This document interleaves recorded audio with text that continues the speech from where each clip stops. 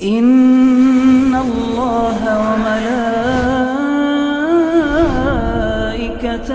يصلون على النبي بسم اللہ الرحمن الرحیم۔ ہاتھ میں لوہے کا کڑا اور ربڑ کی رنگ پہننا کیسا ہے؟ آج کل بہت سارے مسلمان بچے اور بچیاں اور نوجوان شوقیہ اور دیکھا دیکھی اپنے ہاتھوں میں لوہے کا کڑا اور ربڑ کی رنگ پہننے لگے ہیں، جبکہ لوہے کا کڑا پہننا کافروں اور فاسقوں کا طریقہ ہے اور ربڑ کی رنگ پہننا ایک فضول خرچی ہے۔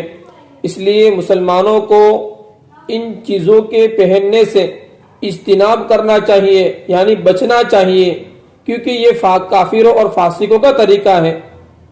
واللہ اعلم بالصواب۔